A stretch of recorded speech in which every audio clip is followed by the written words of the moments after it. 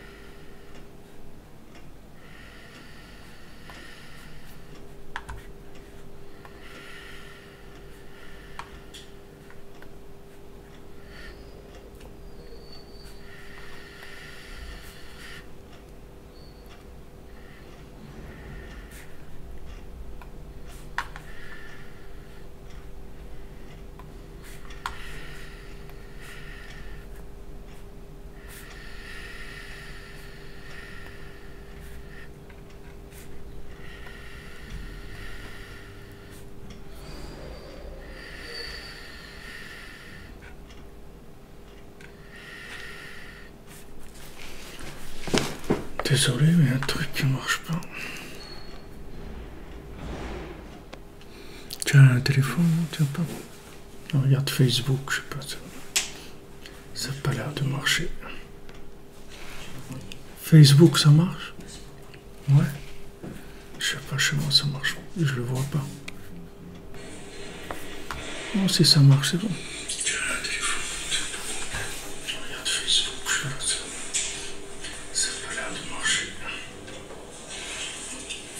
Non, mais je vois pas les commentaires. Vous êtes sur YouTube ou Facebook? Non, je suis sur Facebook. Sur Facebook?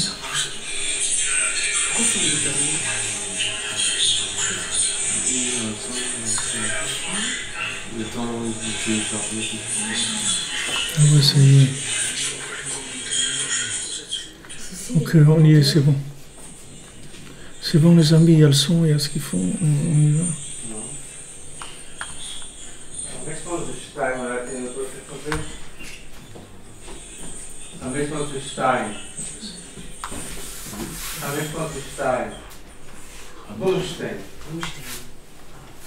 Maman, où c'est?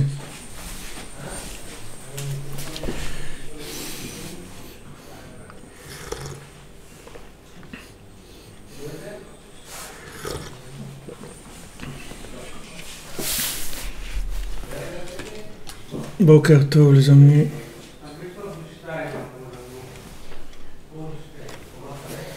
Ça marche pas, vous dites sur Facebook? Pourtant là ça a l'air de marcher. On me dit que oui, ça fonctionne. Peut-être qu'il y a eu un...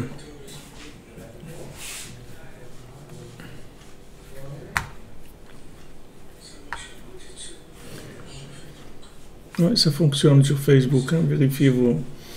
Si en tout cas vous avez YouTube qui marche pour ceux qui n'y arrivent pas. Ok, Boker Tov, shalom à tous et à toutes. Alors on fait pour le Refoua Shlema du Rav Besançon, Israël Yitzhak Ben Fortuné. de notre ami David Ben Mesouda, à Cohen, Laura, Lia, Esther, Chaya, Daniel, Myriam Rivka, Bat Perla, Zohra, Chaya Catherine, Bat Esther, Laura, Bat Jacqueline, Sandrine, Bat Jacqueline, Jacqueline, Bat Églantine, Léa, Bat Rachel, et les Nishmat, Joa, Rivette, Bat Belara, et aussi Yitzhak Ben Yitzhak Loski, je ne connais pas le nom de son papa, mais Yitzhak Loski. Ok.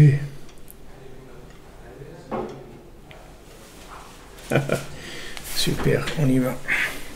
Alors, Bezrat Hashem, on continue dans Ilchot Purim Halacha Bet. Là, on était la semaine dernière.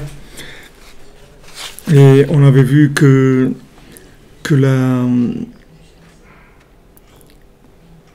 on avait parlé de Kriyat HaMegillah et de l'écriture de Mordechai. Attendez que je vérifie si on était ici ou...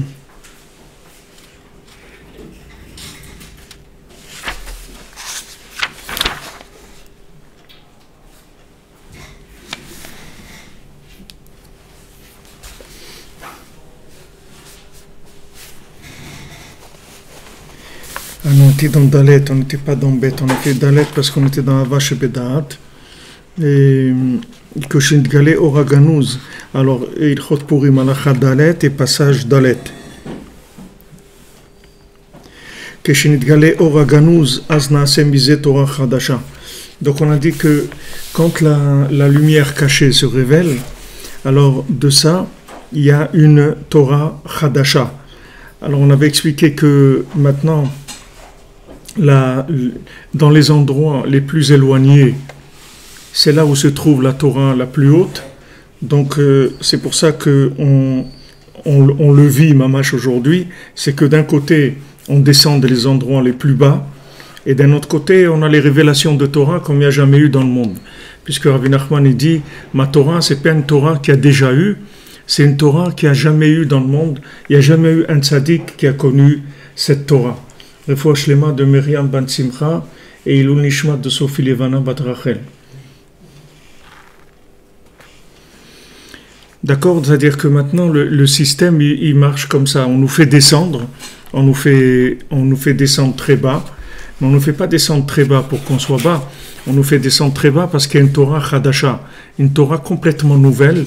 Comme Rabbi Nachman dit que chaque enseignement, lui, il est entièrement nouveau. Il n'y a jamais eu aucun rav, aucun tzaddik qui a eu accès à ces enseignements. Et il dit tous les enseignements qui ont déjà été vus et connus par d'autres personnes, ça l'intéresse pas du tout. Lui, il amène que du nouveau, complètement nouveau. D'où ça vient? Ça vient du fait que nous, on est descendus. Ça vient de là. C'est-à-dire que plus que nous, on descend, c'est pas qu'on doit chercher à descendre, il n'y a pas besoin de chercher, on s'occupe de nous, on n'a pas besoin de nous chercher à descendre. On nous fait descendre, et quand on descend, il ne faut surtout pas s'imaginer qu'on n'est pas bien et que rien ne va plus. Il faut savoir qu'on est descendu pour pêcher, comme celui qui descend pour chercher des perles. Alors il descend des centaines de mètres de profondeur, et plus il descend au fond, plus il va chercher des perles qui sont rares. Donc cette Torah-là, qui alimente les endroits les plus bas, puisque le principe c'est que plus l'endroit est bas, plus la Torah qui alimente l'endroit, elle est élevée, puisque pour alimenter cet endroit bas, il faut une Torah très élevée. Parce que si c'était une Torah une Torah habituelle, alors elle n'aurait pas pu alimenter ces endroits, puisque la Torah d'un niveau qui est, disons, moyen, elle va alimenter des endroits qui sont moyens. Mais quand on descend très très bas, il faut une Torah qui soit très élevée pour alimenter ces endroits-là. Et elle est cachée. Elle est cachée, parce que si elle était révélée, ces endroits-là, ils n'existeraient plus. Parce que cette Torah, elle est tellement élevée que ces endroits-là, ils auraient disparu. Donc, nous, qu'est-ce qu'on nous fait? On nous fait descendre, comme on a vu que tous ceux qui sont descendus dans la poussière, c'est de eux qui va sortir le Emet. Emet, mais reste Titzmach. Le Emet, il sort de la terre. Donc, on est obligé de descendre, d'être à terre Et quand on est à terre, il ne faut pas pleurer, il ne faut pas râler, il faut juste chercher la Torah qui est là avec nous. Parce que c'est une Torah extraordinaire. Il ne faut pas du tout se mettre à pleurnicher, commencer à être triste et dire « ouais, qu'est-ce qui m'arrive » et tout. T'es rien arrivé du tout, t'es arrivé la chose la plus extraordinaire qui peut t'arriver dans ta vie, c'est que tu es descendu amener un enseignement qui est complètement nouveau. Et qui c'est cet enseignement? C'est toi-même. Toi-même, c'est toi-même. Toi-même, tu es porteur de cet enseignement.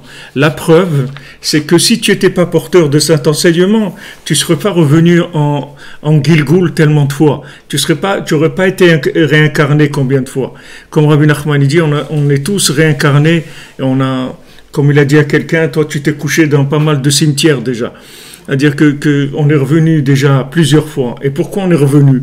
Parce que l'époque, elle ne se prêtait pas à la révélation de la Torah qu'il y avait en nous. Donc quand tu allais voir un tzaddik, tu lui demandais quelque chose, il te disait, mon pauvre et tout, et qu'est-ce que tu veux que je fasse? Qu'Hachem il t'aide, et voilà, et c'est tout, je peux rien te dire, il faut que tu te renforces, il faut que tu fasses des efforts, il faut que tu avances et tout. Et tu dis, mais j'ai pas envie de faire des efforts, alors qu'est-ce que tu veux qu'on fasse? Et j'ai pas envie d'avancer, alors on peut rien faire pour toi. Mais quoi, il n'y a pas quelque chose pour moi? Non, il n'y a rien. Alors il n'y avait rien, c'est pour ça qu'on est venu maintenant. Parce qu'il n'y avait pas de solution pour nous.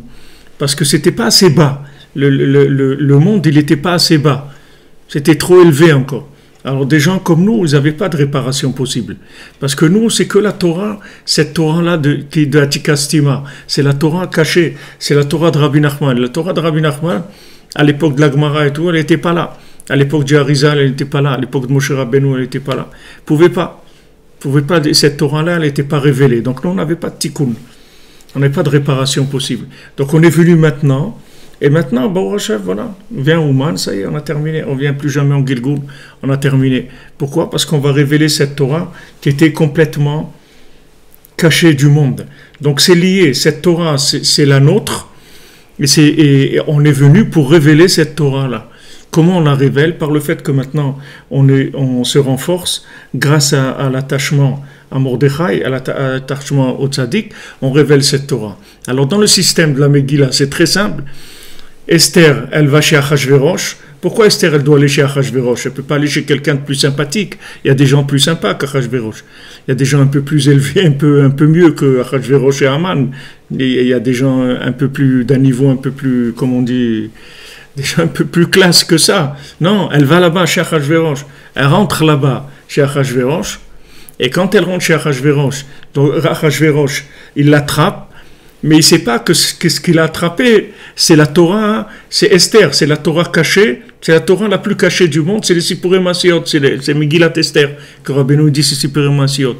Donc lui, quand il voit Megillat Esther, il dit, qu'est-ce que c'est? C'est rien du tout, il n'y a pas le nom d'Hachem, il n'y a rien, on ne voit rien. Ces gens-là, tu les vois comme ça, tu as l'impression que tu viens à Ouman, tu vois ces jeunes qui sont là et tout, tu crois qu'ils n'ont rien du tout, tu vois. C'est des jeunes, ils sont là, ils boivent des bières au mikvé, des trucs et tout. Bon, tu vas pas te méfier d'eux, tu dis, c'est des gens, ils n'ont rien du tout. Ces gens-là, ils ont la Torah la plus élevée qu'il y ait jamais eu dans le monde. Seulement dans l'apparence, ça ne se voit pas parce que c'est chez Achashverosh. Donc ça ne se voit pas. Donc le gars, il est chez Achashverosh, il est en plein dans Amalek, il vit dans le palais de Amalek, et de là-bas, il va sortir la Torah la plus élevée qu'il y ait jamais eu dans le monde. La preuve qu'elle est élevée, c'est qu'elle peut pas prendre le nom d'Hachem.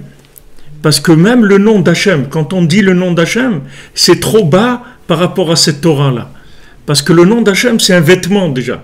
Quand on dit même Yud Kevavke, Adnout, Shaddai, tous les noms d'Hachem, c'est un vêtement d'Hachem.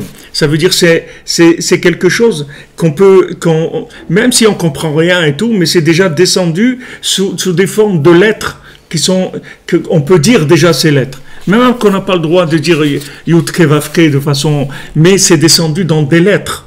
On sait, c'est Hachem. Tandis que si vous faites lire à quelqu'un la Megillat Esther ou le Sipurim Masiot, c'est la même chose, ça ne parle pas de Dieu. Il n'y a pas Dieu.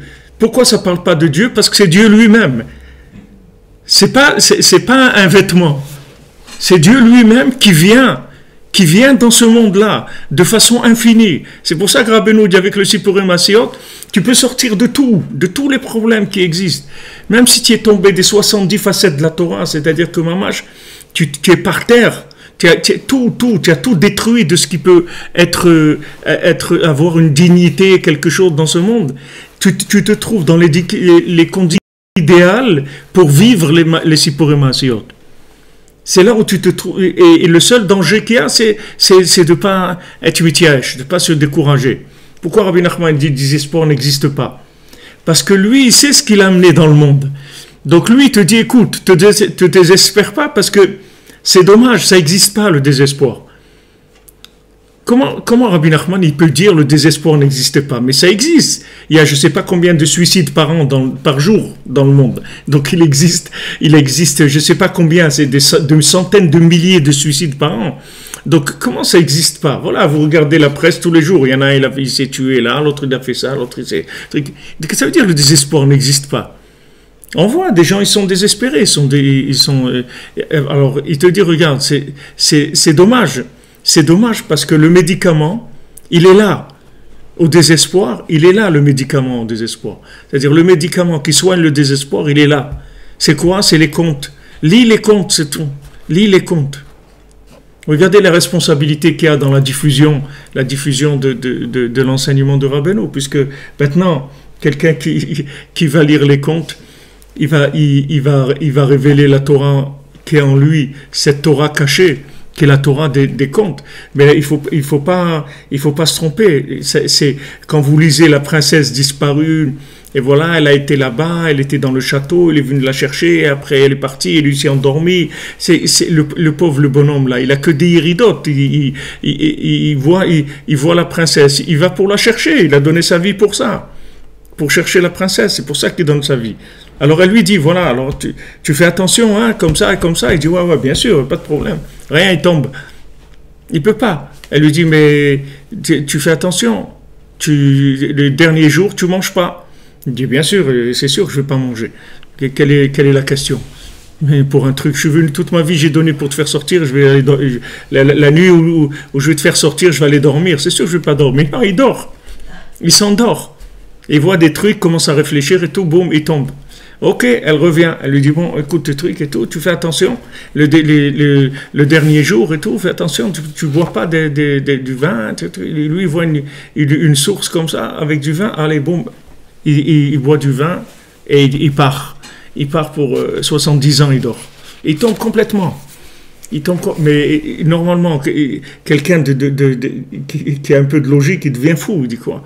Comment je suis arrivé, j'arrive juste au moment où ça y est, tout va se régler. À ce moment-là, la seule chose qu'il ne faut pas faire, il le fait. Commandant Marichon, la seule chose qu'il ne faut pas faire de manger ça, il n'a rien d'autre à faire. Il pouvait faire des milliers de choses.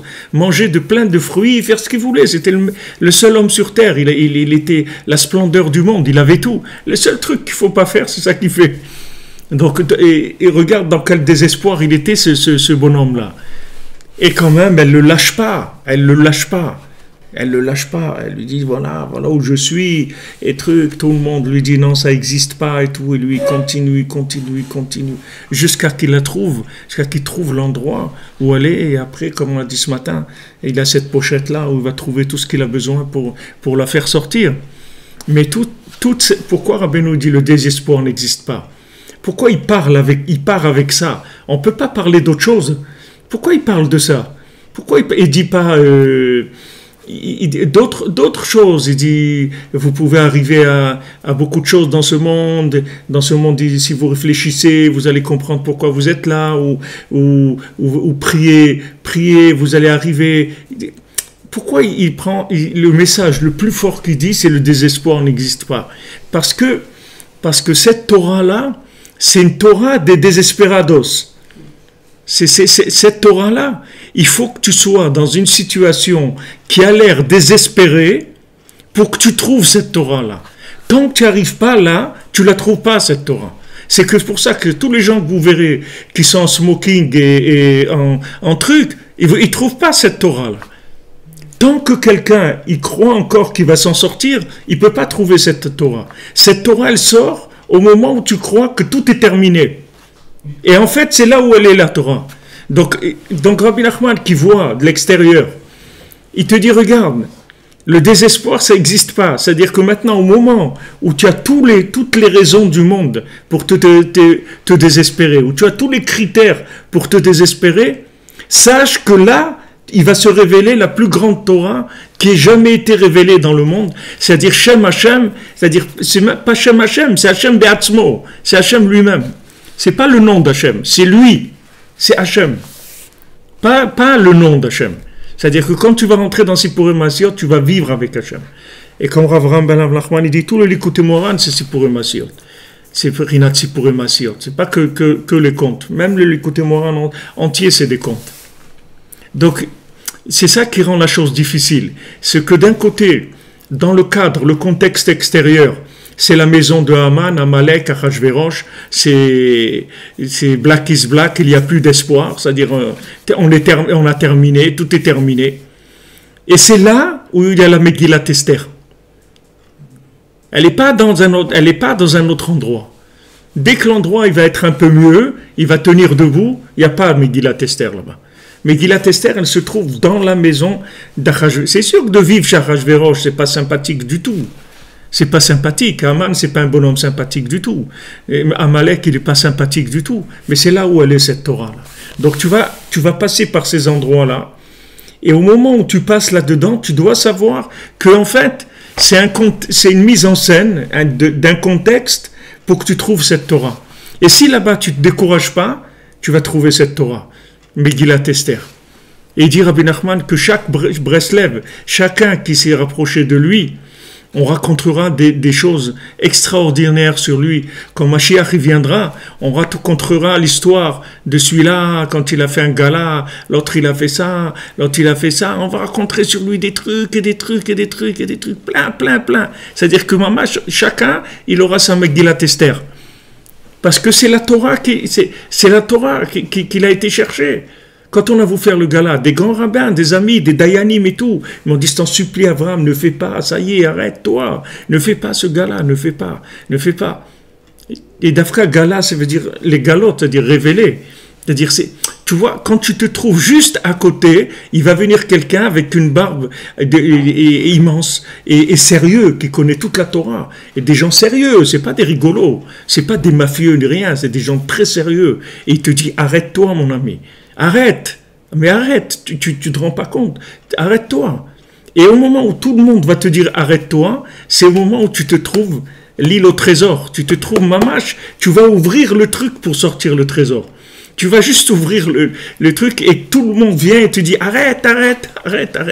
Et en fait, tous ces gens-là, c'est Amalek qui les pousse pour leur dire, parce qu'il sait très bien, comme il a dit Amalek, si Rabbi Nachman il vient dans ce monde, alors moi j'ai plus rien à faire. Alors Hachem lui a dit, Rabbi Nachman, il va venir. Toi, débrouille-toi. Alors il a trouvé ce vieux-là qui avait pas de dents, qui a attaqué Rabbi Nachman et qui a commencé à lui faire de la controverse. C'est-à-dire, la seule chose qu'il a trouvée, c'est la controverse, c'est tout. C'est-à-dire que sache que quand maintenant on va t'attaquer, ça veut dire que tu es, comme on dit, très chaud, très chaud. Quand on joue à cache-cache ou un truc, il est très chaud maintenant, tu es très proche de l'endroit.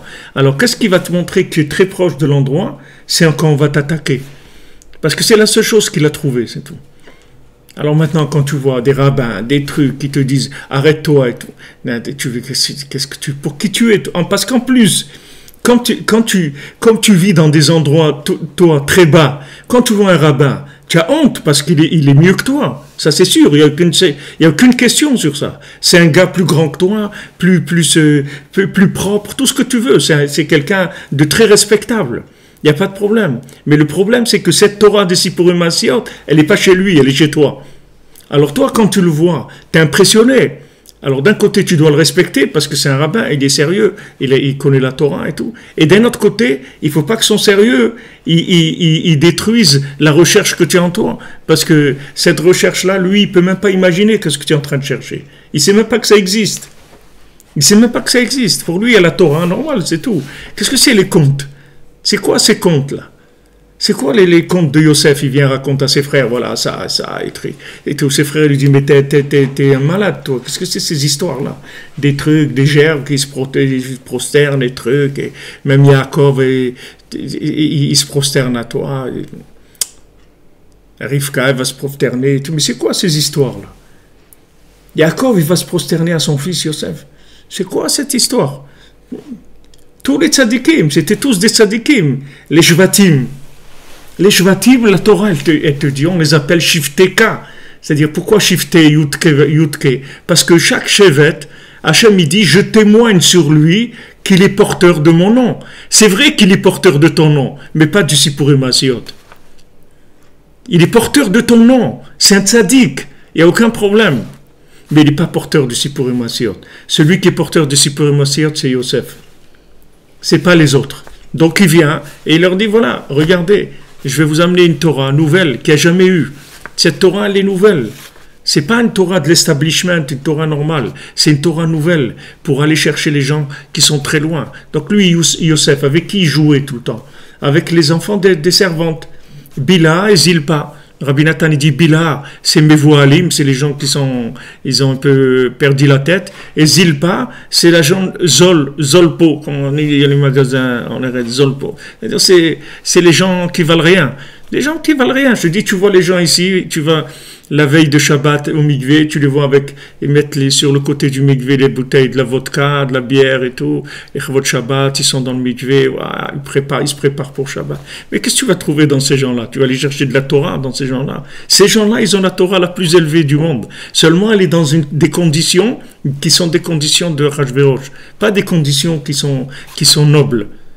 Alors tout ça, c'est très dur à passer. Très très dur, c'est-à-dire il faut vraiment beaucoup d'aide du ciel pour passer ces épreuves-là. Parce que d'un côté, ces gens-là qui sont dans l'establishment, c'est des gens qui sont valables parce qu'ils tiennent l'establishment. C'est pas ces gens-là qui boivent de la bière et de la vodka qui vont écrire des tefilines et qui vont faire de la cacheroute, sûrement pas. Donc tout l'establishment et tout, on en a besoin, il faut le respecter et tout, mais il y a une distance. C'est-à-dire quand ça touche ta vie personnelle et ta recherche, là il faut faire attention. Parce que tout cet establishment-là, il ne va pas du tout connaître l'enseignement. Alors si ces gens-là, c'est des vrais tzadikim qui ont vraiment cherché, au maximum, ils vont dire Ve'aviv shamar et adavar, comme c'est écrit. C'est-à-dire, Yaakov, il dit, écoute, je ne sais pas, c'est tout. Mettons cette histoire de côté pour l'instant, et le temps, il fera son travail et on verra ce qu'il y aura. Mais même Yaakov, qui émet, qui mamash émet, Titan émet les Yaakov, il est émet, entièrement émet Yaakov, il n'y a pas de combine, il n'y a rien du tout. Lui-même, il voit Yosef, il dit, avec ses histoires de rêves et tout, il dit, bon, écoute, mettons ça de côté, comme il dit Rashi, Shamar et Tadavar, comme quelqu'un dit, écoute, mets ça de côté pour l'instant, on verra. Même lui, il comprend, c'est sûr qu'il ne comprenait rien dans le message de Yosef. Mais le fait que c'était un tzaddik véritable, il a eu un respect par rapport à la chose. Il a dit, on verra ce que ça donnera. Pour l'instant, bon, on ne peut pas s'engager parce qu'il ne comprend rien, mais on verra. Et les Toldot Yaakov, Yosef. Voilà la descendance de Yaakov, c'est Yosef. Pourtant, il avait tous les tribus, non? La descendance de Yaakov, c'est Yosef, c'est tout. C'est Yosef. Tous les autres, ils accompagnent. Mais la descendance véritable de Yaakov, c'est Yosef, c'est tout. Et qu'est-ce que c'est Yosef? Yosef, c'est pour eux, c'est-à-dire lui, il vient et raconte des rêves.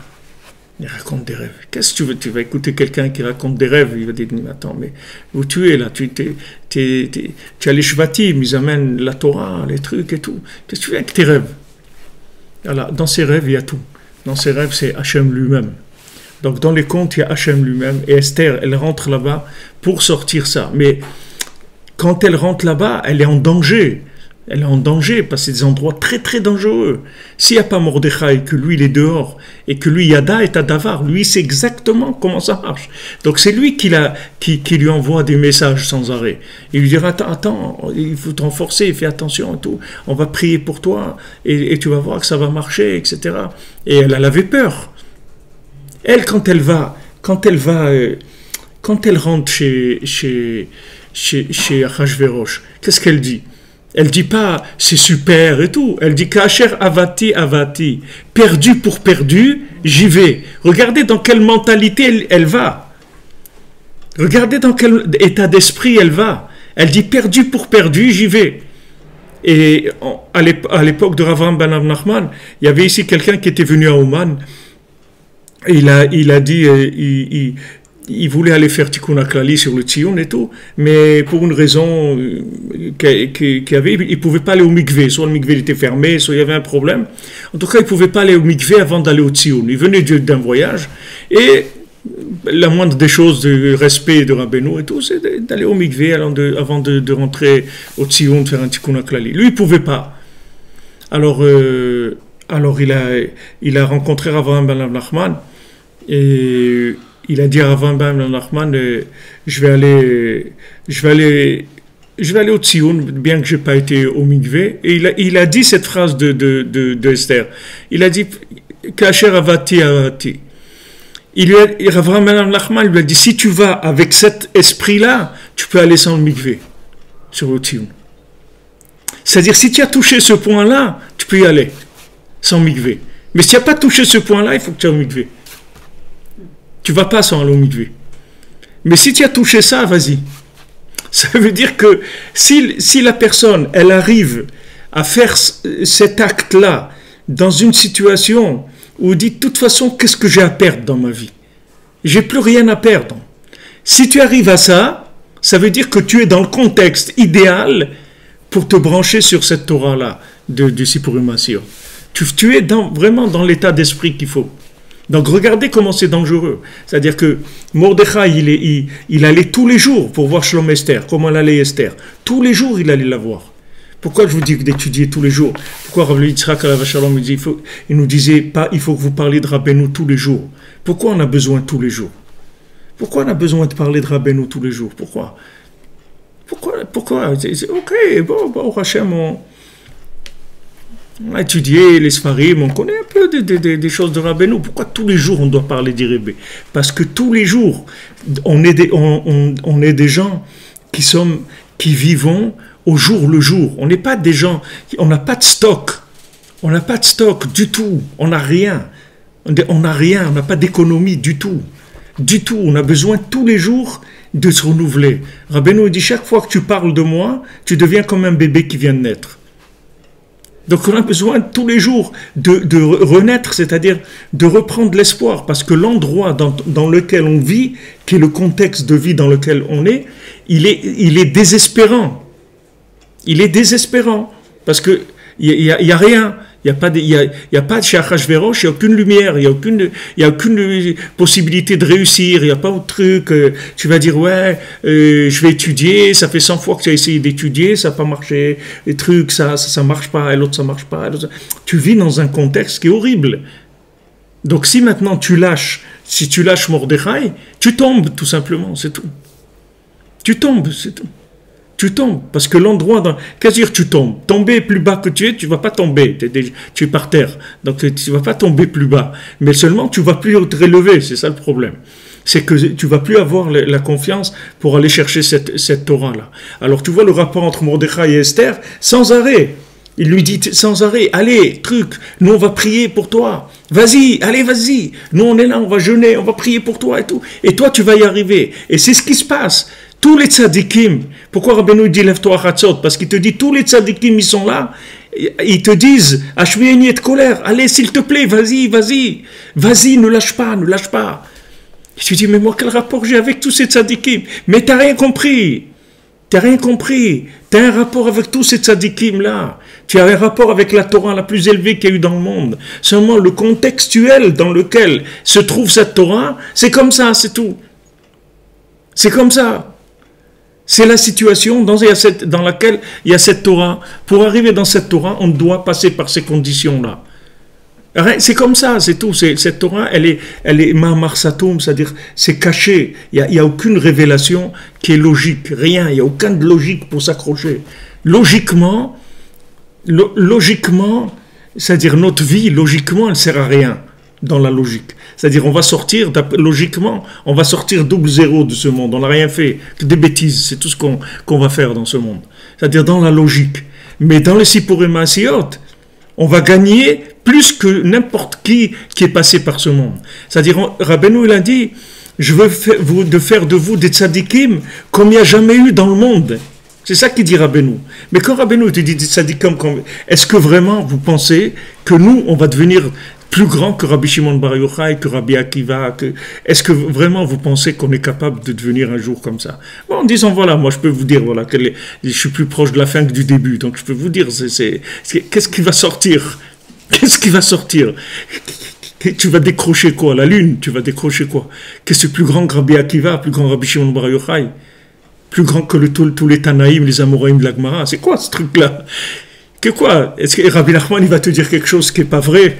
Il va essayer de te booster, te dire des trucs qui ne sont pas vrais. C'est sûr que ce qu'il te dit, c'est vrai. Ça veut dire que si tu te renforces, la Torah que tu vas révéler, il n'y a aucun tzaddik qui a eu accès à cette Torah-là. Donc tu vas sortir de ce monde avec des richesses spirituelles comme aucun tzaddik n'a jamais eu dans ce monde. Il n'y a aucun tzaddik qui a eu cette Torah-là. Dafka parce que tu es en bas, Dafka parce que tu es par terre, Dava que d'après la logique, il n'y a personne qui va miser sur toi, même pas un centime, ils vont miser sur toi. Quand je suis arrivé à la Yeshiva à Islevin, le Rav Besançon, chez Shlema, il m'a amené chez le Rav Gershon, en Avat Shalom. Et pour que je rentre à la Yeshiva, alors Rav Gershon, quand il m'a vu, le pauvre, il a dit, on va essayer.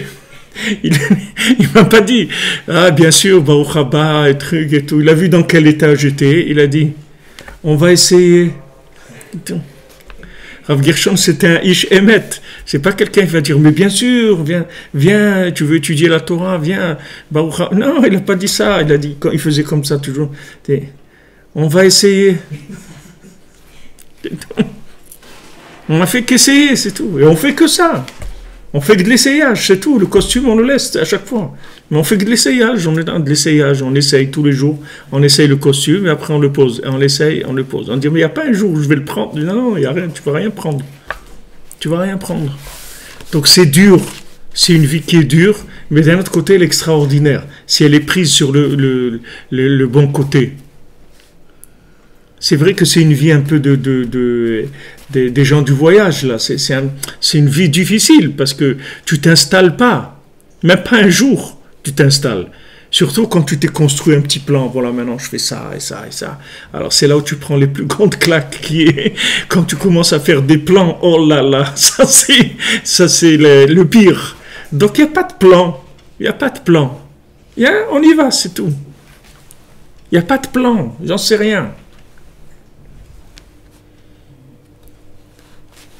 Alors quand tu dis ça à des gens ils ont peur. Il y a des gens, ils ont peur.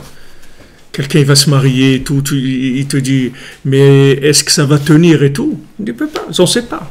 Peut-être ça va tenir un jour, peut-être ça va tenir un mois, peut-être tenir un an. Mais si tu sais que en fait ça peut tenir qu'un jour, c'est comme ça que tu vas arriver que ça tienne toute la vie.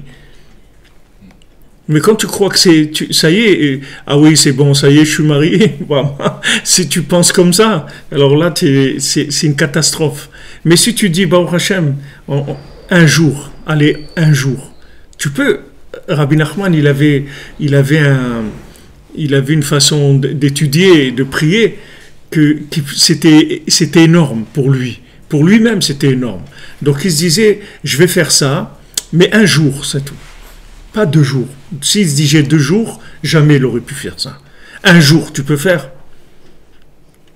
Est-ce que tu peux être marié avec quelqu'un un jour? N'importe comment, quelle est cette personne. Tu sais, un jour, ça va? Un jour. Tu peux tenir un jour, ouais. N'importe qui, un jour, pas de problème. Ok, alors un jour, c'est tout. Et le lendemain, un jour, c'est tout. Mais un jour, c'est tout. Ne fais pas des plans sinon ça ne marche pas. C'est pour ça que la Gemara, elle te dit que quand est-ce que Mashiach va venir? Et on demandait à lui un avis, quand est-ce que tu vas venir nous annoncer Mashiach? Il dit, Ayom, imbekolo tishmau. Aujourd'hui, si vous entendez sa voix. C'est-à-dire, le jour où tu arriveras à ce que, aujourd'hui, c'est tout. Aujourd'hui, c'est tout. Aujourd'hui. Même si quelqu'un, il est marié avec le conjoint, le pire qu'il y a dans le monde. Un jour, tu peux. Ok, un jour, c'est tout. Non, mais après, il n'y a pas d'après. Un jour, tu peux un jour. Okay. Ça y est, le lendemain, mais un jour, c'est tout. Toujours un jour. Si tu vas avec cette mentalité, tu peux tout vivre et tu peux arriver à des choses extraordinaires. Mais si tu commences à faire des plans à long terme, c'est terminé, c'est impossible. Ça ne peut pas marcher. Tu dis, mais ok, mais qu'est-ce qu'on va devenir? Où on va? On n'en sait rien où on va. On n'en sait rien où on va. On ne sait rien du tout. Mais on sait qu'on a Mordechai avec nous, il s'occupe de nous toute la journée et toute la nuit. Et il ne nous lâche pas une seconde. Ça, on le sait. Et c'est sur ça qu'on vit. Tout le reste, ça ne nous intéresse pas. On n'a rien à faire de tout le reste. Il est là, Mordechai, à nous renforcer. En fin de compte, c'est Megillat Esther, et ce n'est pas Megillat Mordechai. Mais c'est lui qui a fait tout le travail. C'est lui qui a fait tout le travail. C'est lui qui est dehors. Et s'il n'y avait pas Mordechai, Esther, elle serait morte 10 fois chez Achashverosh. Elle n'avait aucune chance de s'en sortir. Et lui, il est là tout le temps en train de l'encourager, parce que lui, Yada, lui, il sait exactement ce qui se passe. Alors, dans le contexte de notre Torah, de Ahava Shebedat, c'est-à-dire que le fait que maintenant on se trouve dans un amour d'Hachem, qui est un amour absolu et pas relatif, et il se révèle à travers le Sipurim Asiyot, donc on n'a rien à craindre des intempéries, parce que les intempéries, c'est-à-dire toutes les épreuves du temps, c'est quand c'est un amour relatif que Hachem, il règle par rapport à notre comportement, par rapport à des valeurs qui sont des valeurs logiques et relatives. C'est-à-dire, si on fait le bien, alors ça va bien, et si on ne fait pas le bien, alors ça va mal. Mais nous, on n'est plus dans ce système-là. Parce que si on était dans ce système, on n'aurait rien à faire ici. C'est plus du tout ça. Le rapport aujourd'hui avec Hachem, c'est qu'Hachem, il nous aime dans n'importe quelle situation on puisse se trouver, n'importe quoi qu'on fasse. Parce que cette situation qu'on vit, tellement bas et tout, c'est voulu par Hachem. C'est les conditions qui sont absolues à la révélation de Hachem lui-même, pas par un nom. Quand c'est dans la logique, c'est le nom d'Hachem. C'est-à-dire, je me comporte bien, donc Hachem il est avec moi, je me comporte pas bien, Hachem il va me punir, il va se fâcher contre moi, tout le système des astrales et tout, il va commencer à être contre moi, je vais avoir des problèmes de santé, shalom, de parnassa, de trucs et tout, parce que je suis dans un système relatif. Aujourd'hui, il n'y a pas de système relatif. Aujourd'hui, c'est l'amour absolu d'Hachem, c'est tout. C'est tout, c'est un amour absolu. Ce que tu fais ou tu fais pas, c'est pas ça qui est important. Ce qui est important, c'est que tu t'accroches et que tu as la émouna, que tu as la foi et que tu t'accroches, c'est tout. Tu t'accroches avec la foi, c'est tout. Mais tu vas voir des horreurs dans ta vie, il faut que tu le saches, c'est comme ça. C'est comme ça parce que c'est le monde de l'horreur. Le palais d'Achashverosh, c'est le monde de l'horreur. Mais de cette horreur-là, il va sortir la lumière la plus grande qu'il y ait jamais eu dans le monde. Elle cohabite avec ces films d'horreur-là. Elle cohabite, c'est son endroit, c'est là où elle se trouve. Elle ne peut pas se trouver ailleurs. Parce que n'importe où ailleurs, elle serait sous une forme dans laquelle il y aurait une approche logique. Et du moment où tu parles de logique, tu ne peux pas parler des secrets de la Torah. Déjà, les secrets comme le Zohar et la Kabbalah, tu ne peux pas les approcher par la logique. Les gens qui sont des gens carrés, logiques, mathématiques, ils ne peuvent pas étudier la Kabbalah. Ni le Zohar, parce que ça les rend fous, parce qu'il te dit une chose, il te dit le contraire après. C'est-à-dire il faut un esprit très souple pour étudier la Kabbalah. Sinon, tu ne peux pas. Si tu as un esprit carré de mathématicien, tu rentres dans le Zohar ou la Kabbalah, tu deviens fou, tu ne comprends rien. Parce qu'il te dit ça, après il te dit le contraire. Et une sphira, après il te dit que celle-là elle est en haut, et l'autre elle est en bas. Alors, hier tu m'as dit qu'elle était en haut. Non, mais parce que le haut de en bas, il est plus bas que le haut de bas de en haut. Tu comprends rien, il n'y a aucune logique du tout. Ça, c'est la Kabbalah et le Zohar. Mais la Torah de Rabbeinu, c'est 1000 fois plus élevé que la Torah et le Kabbalah. Là-bas, il n'y a rien, il n'y a aucune logique, rien du tout, mais vraiment rien. Il n'y a même pas un brin, tu ne peux même pas commencer un raisonnement. Mais d'un autre côté, il y a tous les raisonnements du monde qui sont dedans. C'est-à-dire, quand tu prends les comptes, il n'y a aucune logique. Mais dans ce compte-là, il y a toutes les logiques du monde, elles sont dedans. Seulement, juste, il faut savoir comment l'attraper, c'est tout. Mais quand tu l'as attrapé sous l'angle de la Emouna, quand tu es convaincu que tout se trouve là-dedans, après, toute la logique du monde, elle peut sortir de ces endroits-là. Il n'y a aucun problème. Toute la logique du monde, elle va sortir de c'est parce que c'est la racine de la Torah. C'est pas autre chose. C'est la Torah, mais dans sa racine. Dans sa racine, c'était les contes. Après, elle s'est révélée d'une façon plus logique. Donc maintenant qu'on est dans Ahava Shebedat, c'est-à-dire que Hachem, il révèle son amour absolu pour nous. Donc il faut savoir que peu importe du contexte, ou peu importe de ce qu'on fait ou ce qu'on ne fait pas, Hachem, il a un amour inconditionnel pour nous, révélé. Avant, ça a toujours été comme ça, puisque Hachem, il a créé le monde dans ces conditions-là. Seulement, on est passé par de la logique depuis le début de la création du monde, ce qui a amené les maboules, ça a amené plein de problèmes dans le monde. Tous ces problèmes-là, pour arriver jusque là où on est aujourd'hui, que là où on est aujourd'hui, la logique a disparu complètement. C'est-à-dire que logiquement, c'est pas jouable. Alors quand tu arrives à ça, que logiquement, c'est pas jouable, sache que tu as atteint les conditions parfaites pour que ça marche. Et logiquement, tu es terminé. Voilà, le pauvre, je sais pas, j'ai vu un artiste là, un acteur de cinéma, je sais pas, il a eu un AVC. Il a eu un AVC, 5 jours après, sa famille, elle a signé pour le tuer. 5 jours, il n'a même pas laissé le temps de voir si ça marche ou pas. 5 jours. Il a eu un AVC, les médecins, ils ont dit, il a pratiquement aucune chance de s'en sortir. Tous, ils ont signé. Les fils, les trucs, la femme, les enfants, tous ils ont signé pour le débrancher et qu'il meurt, c'est tout. On a 5 jours, ils l'ont laissé. Regardez le monde sympathique, hein, alors que c'était un artiste, des trucs télévisés, tout le monde l'admirait, tellement il a aidé des gens, ils disent combien de gens ils ont été inspirés par lui. Voilà, regardez qu'est-ce qui reste d'un bonhomme. 5 jours, ils lui ont laissé.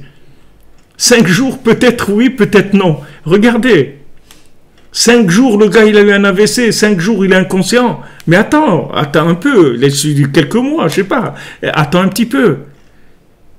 Non, 5 jours. Ça marche pas. Ah, ça marche pas. Qu'est-ce qu'ils disent les médecins? Pas de chance de s'en sortir. Allez, débrancher, allez. Au suivant. Bon, peut-être il y a des héritages, des trucs, j'en sais rien. Mais même si c'est, disons, on ne l'a pas cherché dans des trucs qui sont pas bien, même... Regardez dans quelle mentalité on est. Alors, spirituellement, nous, comment on est, c'est 10 fois pire que ça. C'est pas nous débrancher. C'est nous, ils nous passent à la guillotine. C'est pas qu'ils vont débrancher. Même si on est en forme, ils nous enlèvent. Spirituellement. C'est-à-dire, on n'a aucune... Si on voit ce qu'on est par rapport aux générations d'avant, comment tu peux imaginer que Mashiach, il va venir avec des gens comme nous? Comment tu peux imaginer ça? Si tu vas sur la logique, mais il n'y a aucune chance que le Mashiach y vienne. Aucune chance. Donc Mashiach, il ne va pas venir avec des gens qui logiquement ils ont réussi. Il va venir Mashiach avec les gens les plus échoués du monde. Les gens qui ont le plus échoué. Et ces gens qui ont le plus échoué, ils doivent se trouver dans ces conditions dans lesquelles ils ont l'impression d'avoir échoué pour arriver à la plus grande Torah qui ait jamais existé, c'est-à-dire cette Torah qui est la Torah d'amour d'Hachem absolu. Les contes, c'est l'amour d'Hachem absolu. C'est Hachem qui se révèle, mais pas sans aucune logique. Donc de là, c'est pour ça que Rabbeinu dit que il restera que la prière à la fin, toute la Torah elle viendra de la prière, c'est tout. Parce qu'en fait, c'est une Torah de contact avec Dieu, c'est plus une Torah de logique. C'est plus une Torah de comprendre quoi que ce soit, c'est une Torah de contact avec Dieu. On va parler avec lui, on va vivre avec lui, on va le sentir proche de nous, on va sentir Mordechai et tous les tzadikim qui sont avec nous. C'est que comme ça qu'on va pouvoir s'en sortir, pas avec de la logique. Donc il dit que Shenit Galé Ora Ganouz Asna Semize Torah Chadasha. Donc cette lumière qui était cachée, elle était cachée dans ces endroits-là. Il y a une Torah complètement nouvelle. Ki Kutsha Be'echu V'Oraita Kuluchad. Parce qu'Hachem et la Torah, c'est une seule chose. Uksheu Itbarach Nistar Zeprinat Sastarat Ve'alamat Torah. Et quand Kadosh Baruch Hu il est caché, en fait, ça s'appelle que la Torah est cachée.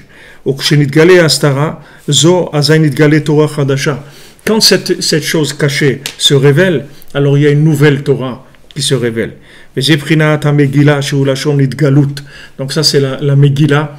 Megillah ça veut dire Idgalut. Megillah ça veut dire révéler. Révéler, la révélation. Quelle révélation? Il n'y a pas écrit le nom d'Hachem. Quelle révélation c'est? C'est la révélation, ça s'appelle révélation. Kamova. Kinitgale Torah Hadasha, Alede Shinitgale Ora Ava Shebadat.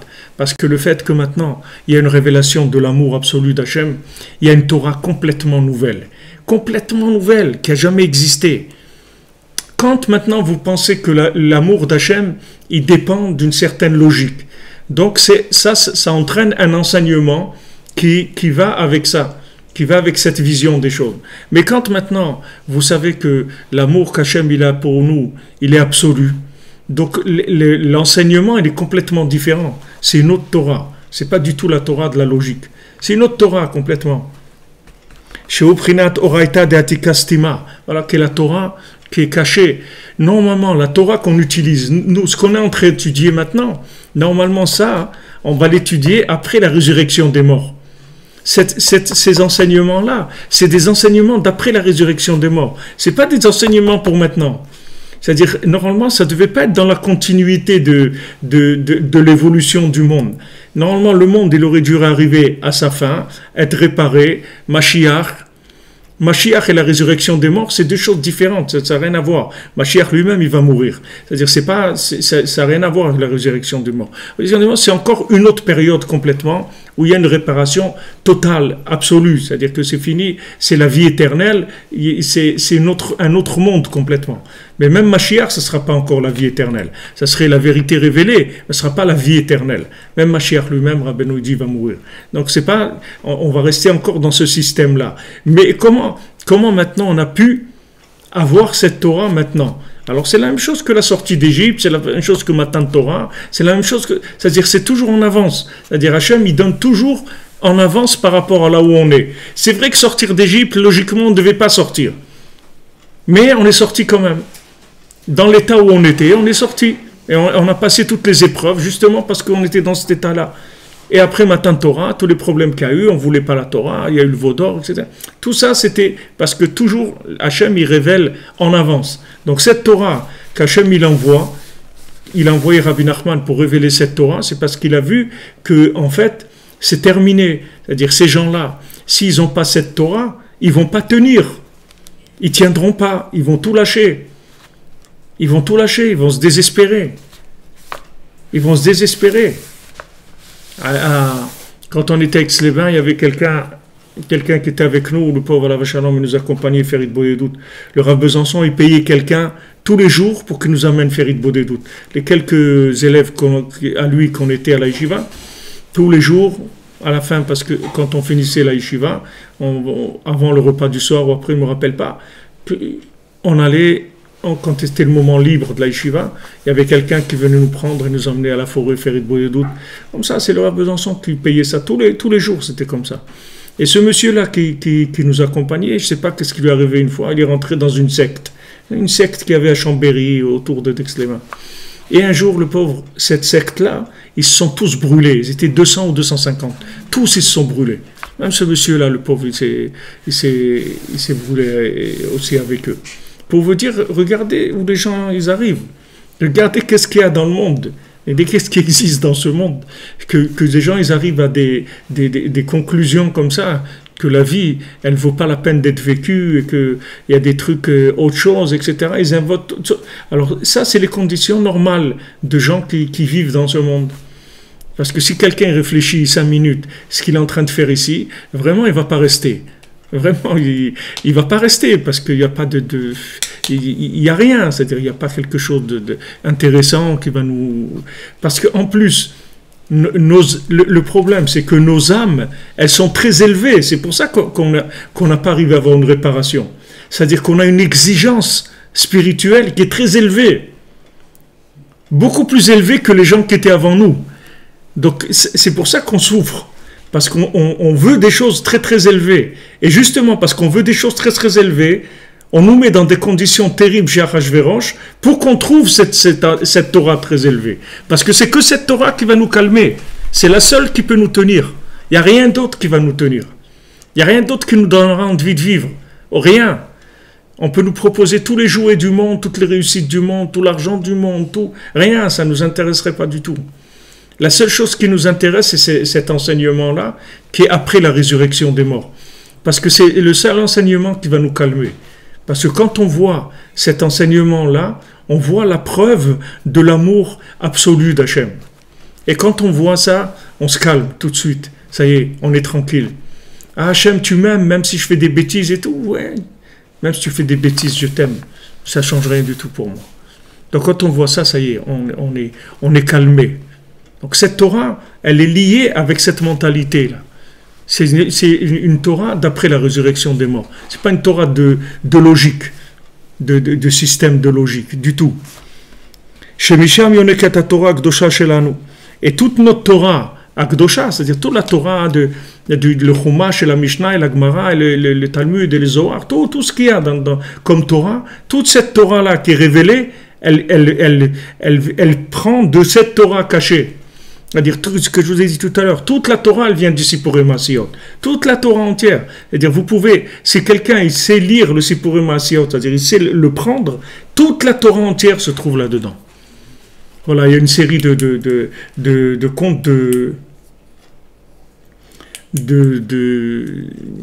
Shiurim du Rav Dinovich sur la princesse disparue. Sur son site, je ne sais pas comment, je n'ai pas en mémoire, mais j'ai été voir, écouter. Il a toute une série de cours qu'il a fait sur la princesse disparue qui sont très intéressants.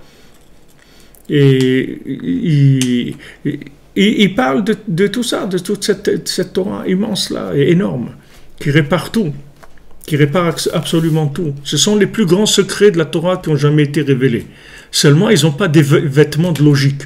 Donc, tout celui qui va venir avec la logique, il va rien comprendre. Il va dire, mais c'est quoi? C'est une histoire et je ne comprends pas. Il ne comprend pas. Il ne comprend pas parce qu'il n'y a pas d'emprise logique. Il n'y a aucune emprise logique. Mais pour nous, c'est notre pain quotidien. Si on n'a pas ça, on ne peut pas vivre. Nous, c'est notre pain, c'est ce qu'on mange. On ne peut pas manger autre chose. De là, après, on passe à la Torah normale, c'est-à-dire à la Torah logique. Mais si on n'a pas ça, on n'a pas la force de rien faire. On peut pas commencer du tout. C'est-à-dire, on ne peut pas commencer par la logique. Mais par cette Torah-là, on peut arriver à tout, il n'y a aucun problème.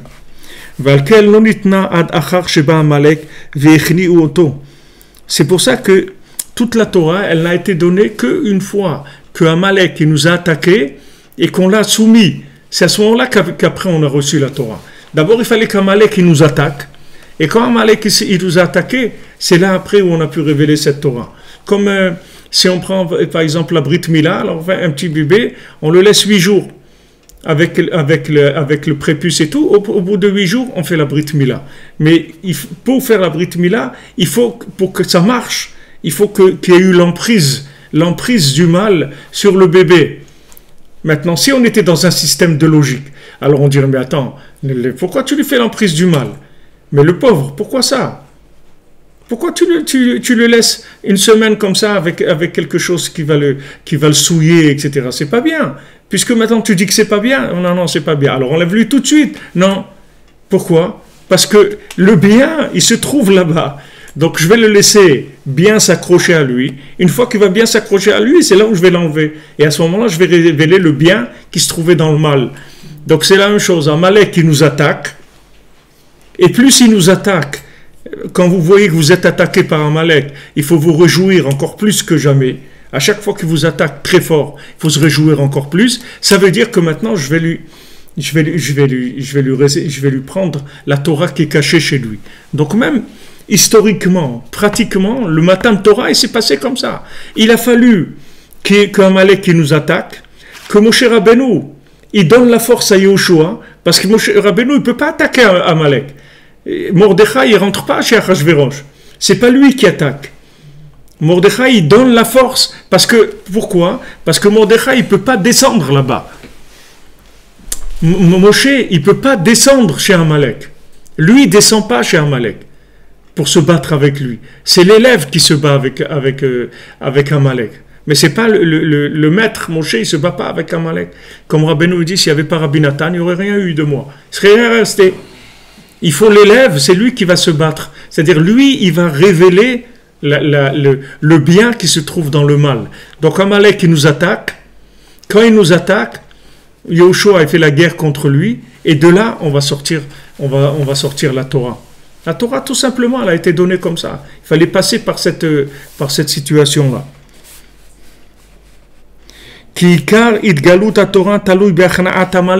Regardez ce qu'il dit. Toute la révélation de la Torah, elle dépend de combien on va soumettre Amalek. On va faire disparaître Amalek. C'est lui qui est porteur de notre solution. Notre solution, elle est chez lui. Donc, tant qu'on n'a pas arrivé à le soumettre, et comme il a dit la dernière fois, que quelque chose de très fort, on l'a vu, pas la dernière fois, on l'a vu, ça fait 3 ou 4 chiours avant, que le tzaddik, il peut révéler même le bien qu'il y a chez Amalek. Alors que vous verrez personne qui dit ça. Il n'y a aucun tzaddik qui dit ça. Tous les tzaddiks qui vont vous dire Amalek, dégoûtant, rien, jette-le. Amalek, c'est le mal, c'est l'essence du mal, tu le jettes. Et Ravram ben Nachman, il dit dans Korveor, vous pouvez lire là-bas, il fait une prière, il dit Hachem, moi, je suis l'essence du mal. Il dit sur lui-même, Ravram ben Nachman, moi, je suis l'essence même du mal. Comme ça, il dit Ravram ben Nachman. Et Ravram Nachman, c'était un tzaddik, un kadosh et tout. Il dit, moi, je suis l'essence, je suis le etzem du ra. Je suis l'essence même du mal. C'est-à-dire que c'est très très proche. Les choses les plus grandes, elles se trouvent très proches des choses les plus catastrophiques. Elles sont juste à côté, c'est-à-dire elles sont dedans même. Donc on peut pas trouver la Torah dans le. Aussi, pourquoi on doit aller chercher la Torah? Pourquoi on doit se battre avec Amalek? On peut pas avoir la Torah normale. Normal, c'est beau, allez, on fait une belle fête et tout le monde est content et voilà, on nous donne la Torah. Non, d'abord tu vas te battre avec Amalek parce que la Torah, elle se trouve chez Amalek. Donc tu vas te battre avec Amalek, tu vas pas te décourager, tu vas, comme il dit Rabbeinu, Sheimche Zecher Amalek, Sheimche c'est Simcha. Simcha, avec la Simcha, tu vas te battre contre Amalek. Comme il dit dans le 7e mendiant, c'est-à-dire dans les 7 mendiants, mais dans le 7e mendiant que Rabbeinu l'a pas raconté, et que Ravram ben Nachman il dit que le début, en fait, c'est le 7e mendiant. Alors qu'avant de raconter ce conte-là, Rabbeinu il dit, je vais vous raconter comment ils étaient joyeux dans la bile noire. Dans la Marashchora, ils étaient joyeux. Mais il n'y a pas une condition mieux. Tu ne peux pas nous dire, je vais vous raconter comment ils étaient joyeux sur la plage de Miami en train de faire du surf. Tu ne peux pas me raconter quelque chose de sympa. Non, je vais te raconter comment ils étaient joyeux dans la bile noire. C'est-à-dire que tout le travail de cette Torah-là, c'est de passer par la bile noire et de là-bas sortir avec la joie. C'est-à-dire que c'est comme ça, c'est comme ça qu'on va effacer le nom d'Amalek. La Simcha, elle va enlever le nom d'Amalek. C'est-à-dire que lui, en fait, il est porteur des plus grands secrets de la Torah, ils sont chez lui. Et maintenant, il fait toute cette mise en scène pour nous faire peur et pour nous empêcher de prendre cette Torah. Comme il rentre chez Achashverosh, Haman, ouais, on va vous tuer à tous, un truc et tout. Alors tout le monde a peur et dit, waouh, terrible, il va regarder, c'est une catastrophe, et truc et tout. Non, c'est de là qu'elle va sortir la Torah. Ça, c'est l'apparence, c'est le contexte. Mais si maintenant tu restes attaché à Mordechai et tu écoutes ce qu'il te dit de faire, tu vas récupérer la Torah qui est chez Amalek. Et en fait, c'est ta Torah, c'est toi, c'est ta vie. C'est pas de la Torah que tu vas aller découvrir des enseignements. Non, c'est ta vie. C'est-à-dire, si tu ne trouves pas ça, tu ne t'appelles pas vivant. Tu n'es pas vivant dans ce monde, tu n'as rien fait. Qu'est-ce que tu as fait? Tu as fait de la vitrine, qu'est-ce que tu as fait? Ok, tu as réussi dans les affaires, et alors? Il y a plein de gens, ils ont réussi dans les affaires, ça n'a rien amené du tout. Voilà, Steve Jobs, il te dit, j'ai réussi dans les affaires, c'est zéro. N'allez pas là-bas, ça ne sert à rien. Les gens qui ont réussi, soi-disant, la réussite de ce monde, ils te disent que ça vaut rien. Donc tu vois, tu as réussi dans le sport, ça ne sert à rien. Les plus grands tricks, les plus grands sportifs du monde, tu vas le trouver à 50 ans, il va avoir un club de retraités du sport. C'est terminé, c'est tout. Il n'y a rien ici. Il n'y a rien. Il n'y a rien du tout. Si tu n'as pas trouvé ta Torah, ta mission sur terre, la lettre que tu étais venu révéler, l'enseignement que tu es venu révéler, ça ne s'appelle pas que tu as vécu. Et maintenant, qu'est-ce qui tient ton âme, c'est-à-dire qui est l'enseignement de ton âme? C'est Amalek. Donc c'est sûr que quand tu vas commencer à le fréquenter, tu vas pas être, c'est pas quelqu'un de sympa du tout. C'est pas des situations sympathiques, c'est des situations horribles. Mais il faut que tu te renforces tout le temps, que tu saches que c'est là-bas où ça se passe. Tout va se passer là-bas. Comme il dit ici, toute la révélation de la Torah, elle dépend d'arriver à dominer Amalek. Parce que c'est la klipa qui s'alimente du fait que la Torah est cachée. Maintenant, quand on arrive à être machnia, c'est-à-dire à soumettre Amalek. Qu'est-ce que veut dire soumettre Amalek? Ça veut dire que maintenant, on ne croit pas à son cinéma. On ne croit pas à son cinéma, c'est tout. Il vient avec son cinéma, il fait les gros yeux, trucs comme dans Sipurim Masiot, le Chacham, il est là avec sa famille, et le roi des démons, il vient, il lui dit, si tu veux, je vais t'avaler, les trucs et tout. Il monte jusqu'au ciel, il s'étend, le roi des démons, il s'étend, il couvre tout le ciel et tout. Et il lui dit, tu n'as pas peur? Il dit, non, non, j'ai pas peur. Pas peur du tout. Tu me fais pas peur. Amalek te dit, mais je vais te détruire, il va rien rester de toi, tu verras, truc, tu vas finir en enfer, tu vas truc, il restera rien. Tu n'as pas peur? Non, non, j'ai pas peur. Mais tu es un fou? Oui, tout à fait. Mais j'ai pas peur. J'ai pas peur parce que j'ai Mordechai. J'ai le tzaddik, j'ai pas peur. J'ai pas peur. Mordechai me dit ce qu'il faut faire. Non, j'ai pas peur.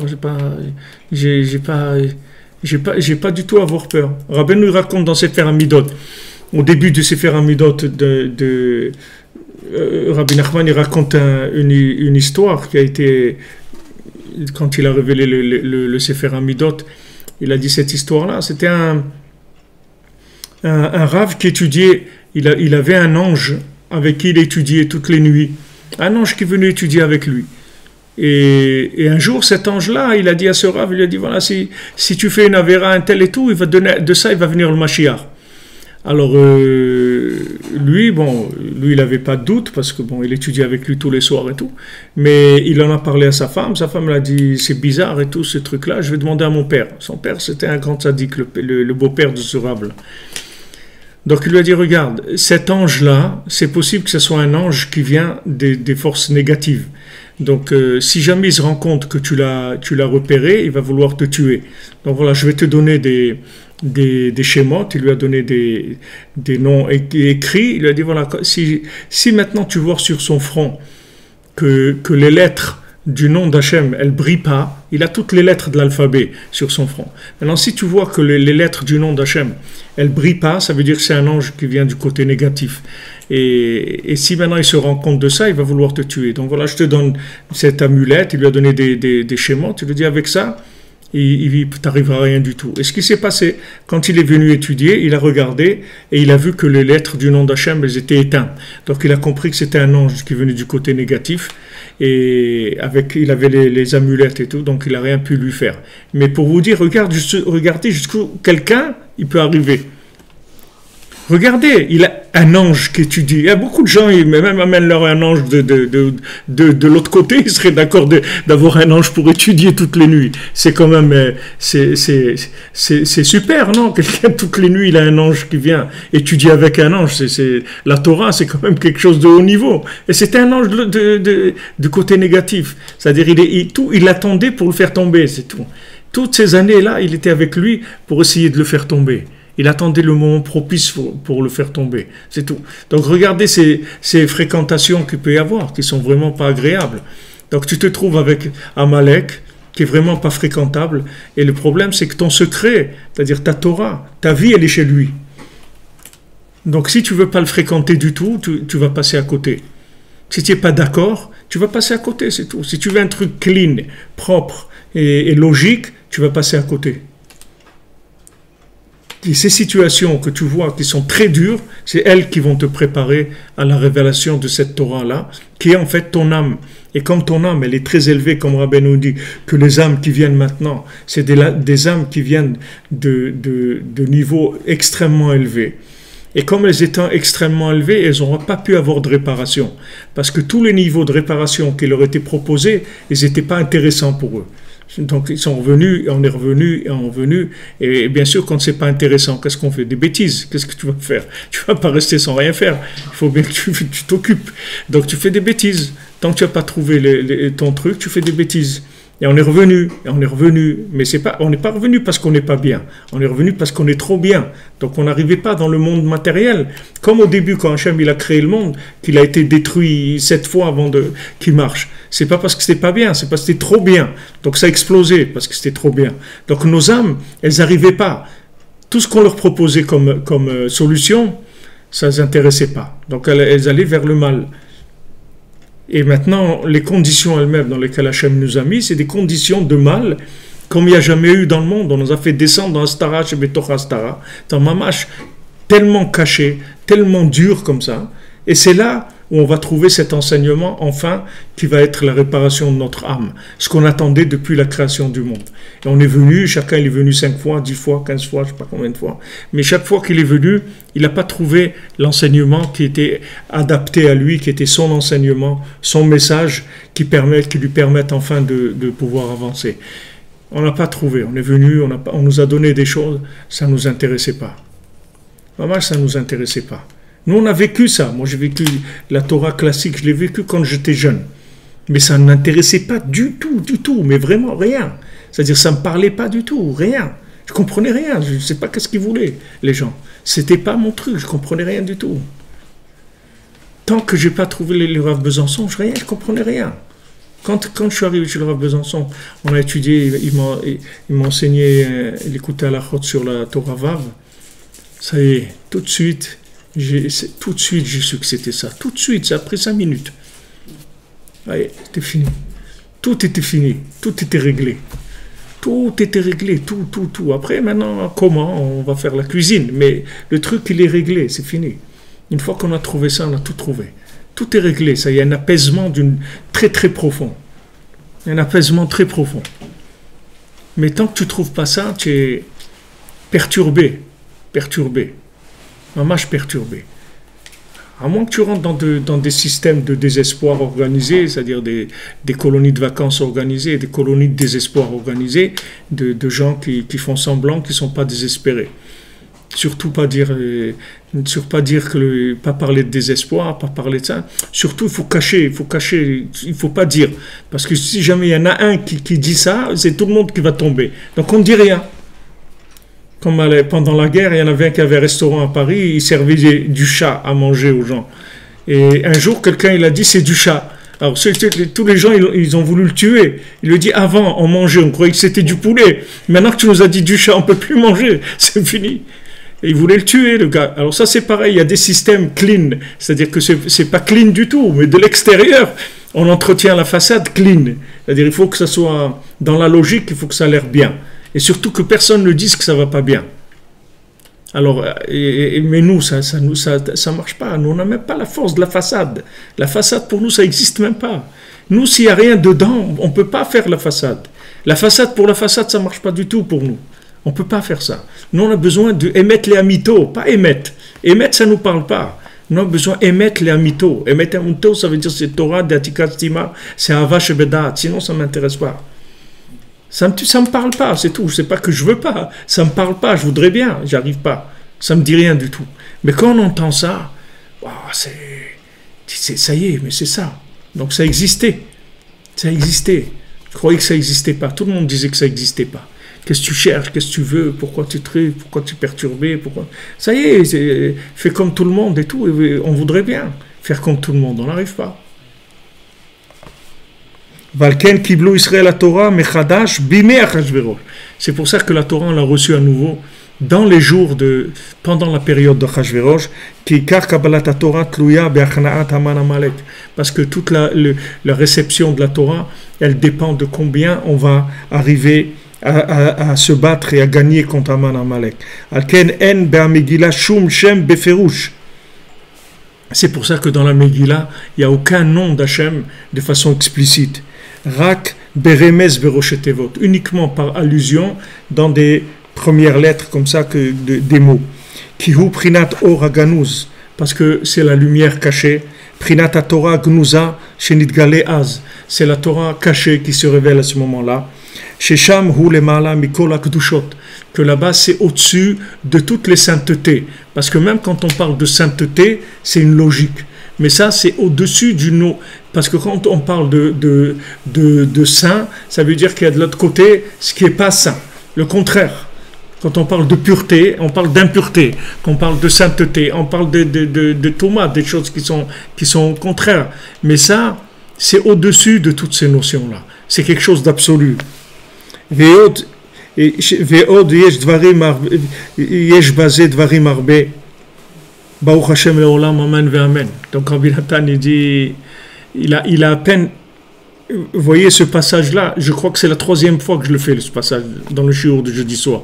Parce que ce qu'il y a ici, c'est quelque chose c'est une révélation extraordinaire. Et Rabbi Nathan, dans sa génération, il ne pouvait pas aller plus loin que ça. Rabbi Nathan, il aurait été avec nous maintenant, il aurait écrit ça de façon complètement différente. Complètement différente. Mais comme à son époque, si vous voulez, l'establishment, il était très puissant. C'est-à-dire, il y avait que ça. C'est-à-dire qu'il y avait que le classique, si on veut, que le standard. Donc tout cet enseignement-là, c'était un enseignement pour les gens qui commençaient à arriver, qui commençaient à débarquer. C'est les premiers réfugiés qui commençaient à débarquer. Donc cet enseignement, il est pour eux. Maintenant que ces réfugiés-là, c'est devenu la plupart des gens, alors c'est sûr qu'on peut en parler de façon ouverte, il n'y a aucun problème. Et si Rabbi Nathan, il avait écrit à notre époque, c'est sûr qu'il aurait pas dit, il serait pas contenté de dire, il y a encore beaucoup de choses à dire. Parce que quand il dit Baruch Hashem le'olam amen ve'amen, ça veut dire qu'il a une révélation très très forte.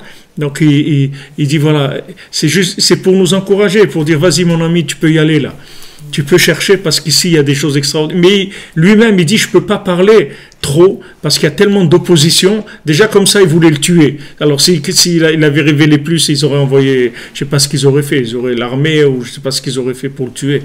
Déjà ils ont fait tout ce qu'ils ont pu pour le tuer, Rabbi Nathan. Vous voyez pourquoi? Parce que Amalek qui se défend, c'est tout à fait normal. Amalek, il ne veut pas que cette Torah elle sorte. Parce que si cette Torah elle sort, c'est terminé pour lui. Lui, il vit du fait qu'il nous a volé cette Torah. Le fait que cette Torah elle est chez lui, c'est avec ça qu'il s'alimente. Plus le mal est grand, plus il s'alimente d'une Torah élevée. Donc c'est sûr que les gens comme nous, qui venons, et que c'est notre Torah, c'est la Torah de notre âme, c'est la Torah la plus élevée qu'il y ait jamais eu dans le monde. C'est notre Torah. C'est la seule Torah qui nous parle. Il n'y a rien d'autre qui nous parle. Elle est chez lui. Donc on nous fait descendre dans un contexte de Amalek et là on doit se battre. Et la seule façon de se battre, c'est de la simcha. C'est la simcha, il faut être joyeux. Baruch Hashem, que Hashem il a fait tout ça, qu'il nous a mis dans ce contexte, il nous a mis là pour qu'on puisse enfin terminer nos passages sur terre. Qu'on termine, qu'on finisse, qu'on puisse sortir gagnant de ce passage sur terre. Mais c'est extraordinaire, regardez, on est au milieu de la nuit à Ouman, en train d'étudier de Rabbi Nathan, mais on est déjà dans le Gan Eden, dans Mashiach. On est déjà dans Mashiach. Seulement, Amalek, il ne nous laisse pas le vivre de façon consciente, et de temps en temps ça monte et ça descend, et on se bat là-dedans.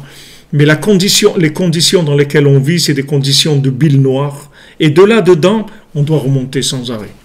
Tous les jours, c'est une guerre tous les jours. Vous ne pouvez pas dire, bon, je vais me reposer. Il n'y a pas de repos, Amalek qui ne s'arrête jamais. Qu'est-ce que vous allez vous reposer? Il n'y a pas de repos. Tous les jours, il y a Khatsot, et tous les jours, il y a Edbo des doutes, et tous les jours, Tikkun HaKlali, et tous les jours. C'est tous les jours, on ne peut pas s'arrêter. Si on s'arrête, Hachem Ishmor, si on s'arrête un jour, c'est très dur de reprendre après. Très très dur, parce que lui, il est sans arrêt là. Tous les messages autour de nous, c'est que des messages de désespoir. Tout ce qu'il y a autour de nous, si vous débranchez, vous voyez que du désespoir partout. Vous voyez que de l'injustice, du désespoir, des trucs qui ne marchent pas, des gens qui trichent, des gens qui volent, des gens qui mentent, des gens qui trahissent, des trucs, des horreurs, des horreurs. On a besoin tous les jours de se renforcer. Donc Rabbi Nathan il dit Alken techef achar purim korim parashat para zot chukat haTorah vekanal vehaven.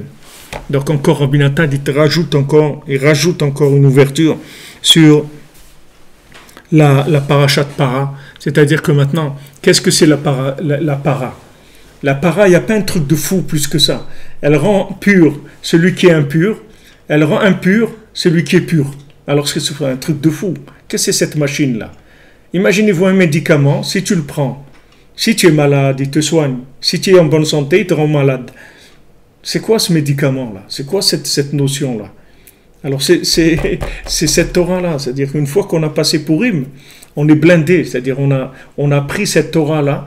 Avec cette Torah, on rentre dans la Paradouma. C'est-à-dire que la Paradouma, ça répare tout. Ça répare tout. C'est Chokat Torah. C'est-à-dire il n'y a aucune logique. Comme il a dit Shlomo Ameler, Amarti Hakema Verichoka Meni. Il a dit Shlomo Ameler, j'ai pensé que j'avais compris des choses. Attendez, Shlomo c'était l'homme le plus sage qu'il y a jamais eu dans le monde. C'est-à-dire celui qui a le plus compris des choses. Shlomo Ameler, il a écrit Michelet, il a écrit les exemples qu'il a donné Shlomo Ameler. Il a donné des exemples, il a donné des milliers d'exemples. Et chaque exemple, il avait des milliers et des milliers d'exemples sur cet exemple-là. Je ne sais pas si c'est 5 000, 10 000, 50 000, je n'ai pas le chiffre, mais des milliers d'exemples sur chaque exemple qu'il a donné. C'est-à-dire que c'était un homme d'une compréhension, il avait une compréhension extraordinaire. Quand il est arrivé devant la table, la Paradouma, c'est-à-dire la vache rousse, il a dit « ça, je ne comprends pas ». Pourquoi il a dit ça, je ne comprends pas? Pourquoi il veut Stam nous dire qu'il ne comprend pas? Ça veut dire que cette révélation de la vache rousse, c'est quelque chose qui va réparer au-delà de toute logique. C'est-à-dire que là où la logique, elle finit, ça commence la Paradouma. C'est-à-dire ça commence la vache rousse. Et la vache rousse, ça répare tout. Ça répare tout.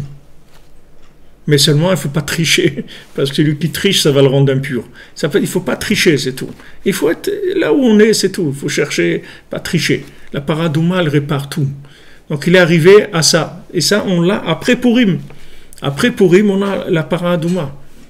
Juste après Purim. Parce qu'une fois qu'on a reçu cette Torah-là, que c'est la Torah de Atika Sima, c'est la Torah de Havash Bedat, c'est cette Torah de Sipurim Asiyot, maintenant, tu rentres, tu peux vivre dans cette contradiction-là, c'est-à-dire qui n'est pas de ce monde, parce que dans ce monde-là, il n'y a pas ça. Tu peux pas dire à quelqu'un, voilà, il y a un feu qui brûle, mais en même temps, il glace.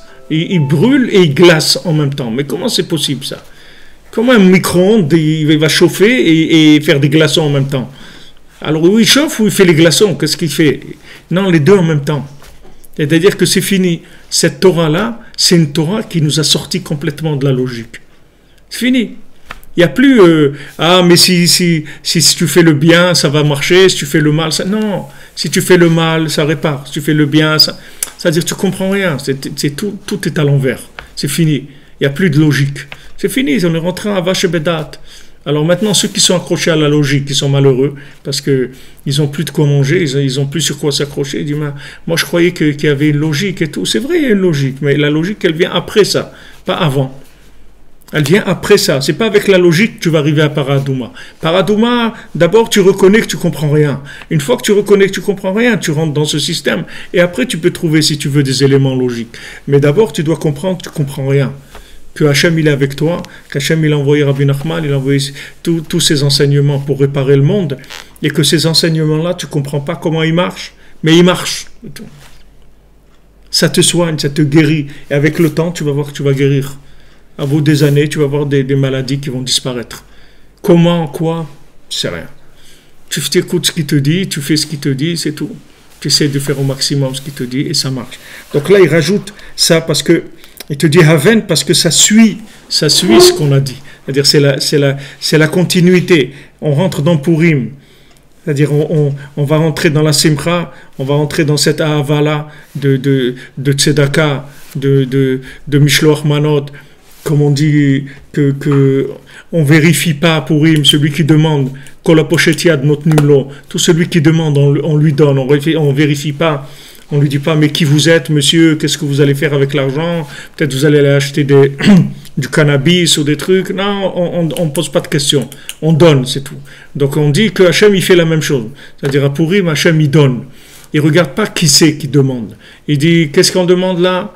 Tac, allez, demande, comme quelqu'un qui travaille aux cuisines dans un restaurant, on lui dit voilà, une pizza pour la 8, il ne demande pas qui c'est ce monsieur-là. Il dit il a commandé une pizza, on lui amène, c'est tout, on ne regarde pas qui il est. S'il a de quoi payer, c'est pas son problème, lui il travaille aux cuisines, il sert tout le monde, c'est tout. Donc Hachem, il donne, celui qui lui demande, il donne, à Purim. Donc une fois qu'on est passé dans cette mentalité, où on s'est déguisé, pour plus effrayer les autres, parce que les autres, s'ils nous voient comme on est, ils vont avoir peur. Donc on se déguise, comme ça les gens, ils n'ont pas peur. On échange, on s'envoie des cadeaux, on se fait plaisir pour qu'il y ait du shalom, de la hava, on donne la tzedaka, on fait les repas ensemble, on boit pour enlever la logique, on lit les Sipurim Asiot, Megillat Esther. Une fois qu'on a passé tous ces tikkunim là, donc on est prêt à aller vers la paradouma. Il n'y a plus de problème. C'est-à-dire on comprend qu'on ne comprend rien. Donc on a tout compris, ça y est. Une fois qu'on a compris qu'on ne comprend rien, on est prêt à la réparation. On ne comprend rien, c'est tout, on n'a pas besoin de comprendre. On a besoin d'être réparé, c'est pas comprendre qu'on a besoin. Il y a beaucoup de gens, ils ont compris les choses, ils ne sont rien arrivés à faire de leur vie. Donc on va finir avec ça. Rabbi Nathan dit Alken chayav libisume bepuria adeloyada ben aru amal lebaruch Mordechai. Donc on a la Gemara dit dans Megillah, quelqu'un il doit boire à Purim jusqu'à ce qu'il n'arrive pas à faire la différence entre maudit soit Haman et béni soit Mordechai. Donc c'est vraiment le top de la folie totale, c'est-à-dire il sait plus reconnaître Haman de Mordechai, la bénédiction de Mordechai et la malédiction de Haman. Kisham ou le malam yadat veshamen shayach lomar aruraman, parce que là-bas c'est au-dessus du da'at habituel, c'est-à-dire de la conscience de logique, et là-bas on ne peut pas parler de maudit soit Haman. Kisham hukul lotov, parce que là-bas c'est entièrement bon. Les malam yamidot, les malam imetov imera, c'est au-dessus de toutes les mesures, au-dessus de tous les jours qui sont des jours bien et des jours pas bien, c'est-à-dire qui sont des jours de mesures, que ces mesures-là, des fois c'est des mesures qui nous disent ça marche ou ça marche pas. Il n'y a plus de mesures. Tu ne connaîtras pas les jours qui sont des jours de réussite dans ta vie et des jours qui sont des jours d'échec. Tu peux avoir des jours que d'après ta logique tu as réussi et c'est les jours des plus grands échecs. Et tu peux avoir des jours d'échecs et c'est des jours de plus grande réussite. Il n'y a plus de logique, c'est fini. On est sorti de ça. Vezeprinat sot paradouma, ça c'est le secret de la vache rousse. Sheuprinat ruka, les malamidat. C'est un chok, c'est-à-dire ce sont des notions qui sont incompréhensibles par la logique. Ce sont des notions qui viennent que par la émouna, c'est-à-dire où on y croit pas. Comme ça, la paradouma ou le chatnez, des choses comme ça, il n'y a pas de logique. Il n'y a aucune logique. Pourquoi le lin et la laine, il ne faut pas mélanger, on ne sait pas. Et d'Afka, les talit, on faisait avec du chatnez, il n'y a rien à comprendre. C'est des choses où il n'y a pas de logique du tout. Vehu metame teorim ou metaer tmeim, shi efshar lehavin ze asod, ad leatit shitgale atora gnuza. C'est-à dire que ça rend impur celui qui est pur, et ça va purifier celui qui est impur. Et ça, on ne peut pas le comprendre, ce secret-là, jusque dans le futur où va se révéler cette Torah cachée. C'est-à-dire, en fait, maintenant, cette Torah-là, elle est révélée, cette Torah de la Paradouma, elle est révélée, mais seulement la logique de cette Torah-là, elle n'est pas révélée. C'est-à-dire que cet enseignement-là, il n'est pas révélé dans la logique, il est révélé dans la émouna, mais pas dans la logique. C'est-à-dire, avec la logique, on ne peut pas comprendre ça. Mais avec la émouna, ça marche. Seulement, quand on veut expliquer logiquement comment ça marche, on peut pas. Mais dans le futur, il va y avoir des explications logiques sur la paradouma. C'est-à-dire, on pourra expliquer ça. Parce qu'on va s'élever dans un niveau de conscience où ça même, il y aura une logique de ces éléments-là. Mais là où on est aujourd'hui, on ne peut pas.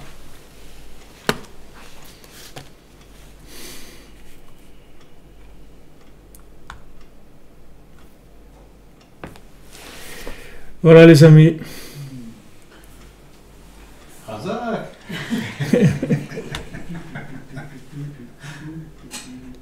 Be'atzlacha les amis, que des bonnes nouvelles. Voilà. Il y avait un peu de monde, on est là. Alors vous avez compris, on se prépare pour Purim, et surtout comme je vous ai dit ce matin, le 13e mois, il est en dehors des Mazalot, tout est ouvert, il n'y a plus de logique du tout, il n'y a plus de gestion de logique. Même si logiquement quelqu'un il n'a pas le droit à quelque chose d'après les Mazalot, d'après les astres, Ce 13e mois, il est en dehors des astres, en dehors du temps, en dehors de tout. C'est un très très grand mérite ce 13e mois-là. Il faut l'exploiter par beaucoup de simcha, beaucoup d'émouna, se renforcer, avoir une émouna, être blindé dans la confiance en soi, une émouna chazaka. Ne pas se laisser impressionner par le décor. Le décor, il ne va pas être beau du tout, mais il ne faut pas se laisser impressionner. Il faut rester chazak en étant sûr que Hachem il nous aime et que Mordechai prie pour nous sans arrêt. Sans arrêt, il prie pour nous. Le tzaddik, il prie pour nous sans arrêt. Donc, il n'y a pas à se faire du souci. Il faut s'accrocher à ça. Et pendant ce 13e mois, on peut vraiment décrocher des choses extraordinaires qu'on a peu de chance dans l'année de les décrocher parce que dans l'année, il y a les 12 mazalot qui sont des systèmes de logique, de gestion des éléments. Et ils sont là pour gérer selon la logique du comportement humain. Mais ce 13e mois, c'est un mois de Purim entièrement, c'est-à-dire au-dessus de toute logique. Donc c'est ouvert. Et il faut pas hésiter à remplir les paniers, les chariots. Il faut remplir. Tout ce qu'on peut demander, oser demander. Oser demander.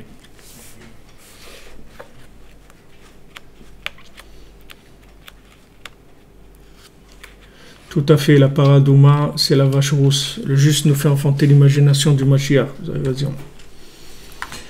Vous avez raison, les amis. Bonne nuit, tout le monde. Be'atzlacha. Shabbat shalom. Chodesh tov. Merci d'être là, les amis. Merci de nous soutenir, d'être avec nous. On avance. Alors, on se retrouve dimanche à midi, Bezrat Hashem. Ceux qui veulent venir Shabbat, qui viennent avec plaisir. On fait Sipurim Masiot à 9h. Et voilà, c'est ceux qui sont là, qui viennent, Besimcha. Shabbat shalom, Chodesh tov.